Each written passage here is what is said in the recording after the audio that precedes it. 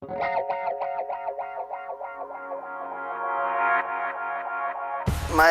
painting process began from a spiritual starting point, in that I had just finished a master's class in practical spirituality, and the basic lesson that I learned in that, it was a 2-year program, was the basic bottom line was don't judge.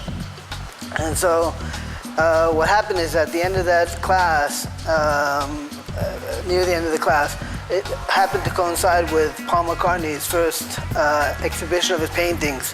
He had been painting for 16 years, and I had just found out that he was a painter. I like his music, so I went to look for the catalog of his works. And when I received the catalog, it was a thick book, maybe 100 paintings or something like that, it was very, it shifted my perspective on art. Because before that, my concept of art was very classic, very Rembrandt, Goya, the classics. And that never really turned me on as far as art is concerned. It still doesn't today. But his painting was abstract expressionism. And lots of colors and lots of freedom of expression. And I saw that, and I read the interview in his book, which he explained the creative process that he goes through when he paints. And I understood the creative process, and I said, well, I could do that. And so I started to I got paints and canvases and just started to paint. And now that I had learned this lesson not to judge, I started to paint similar to what I did when I was a little kid. But the difference is, at this time, I didn't judge it. I didn't stop myself. I didn't filter it. I just let it flow. And when I got a painting which I liked, I stopped. And it was very much based on intuition. Very much when I sensed that the painting was finished, I stopped. When my paintings move somebody because they see it and there's a shift inside, that to me is a communication between spirit and that person. And that's the beauty of what I like. That's what I like about my paintings. That communication is there. And the type of painting that I do is basically my language of abstraction. I feel many times that when I paint, it's not me that's painting. I don't know if it's my soul I'm channeling or something else I'm channeling, but to me, I'm allowing myself to be a medium for energy. Moving me, move my hand, move my brush, and that's the beauty of it. What I enjoy is many times I paint a painting, and when I finish it, I flip it, and there it is. There's a face there, there's a person there, there's a symbol there. And that's the magic that I really enjoy about the painting. I've done probably, 60 or 70 paintings with just pure drip on white background and mixing colors. And as I progressed, I started to kind of incorporate the dripping into my regular style, my other style, the style I had developed before.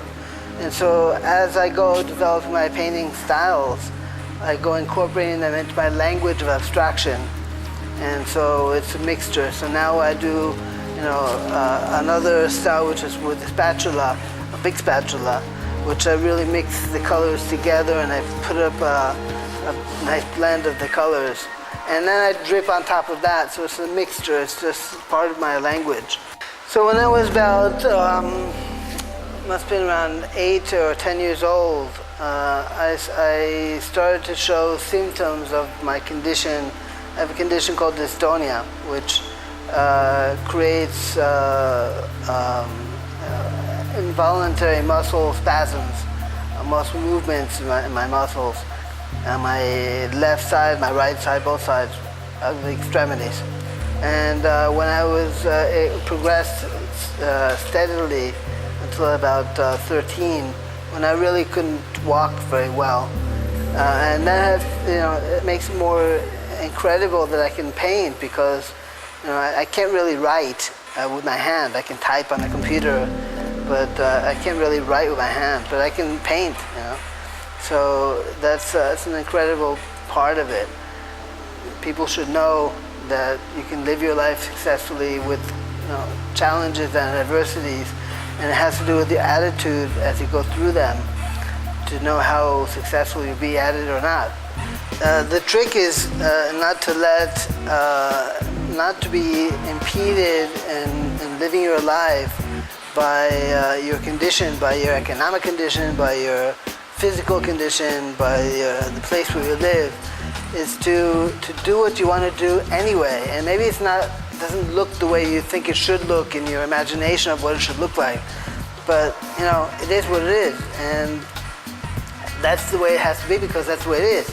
So everything is perfect, and like I said before, just because you don't like the way it is doesn't mean it's not perfect. If I paint and I have difficulty painting, but I do it anyway, then that's the way it has to be, and because of my condition, because of my difficulties, the painting comes out the way it comes out. I'm not a painter that paints perfectionism. I can't do that because of my physical condition. But that's not what I'm supposed to do. That's not my style. My mandate in life is not to paint perfectionism. There are other people that do that.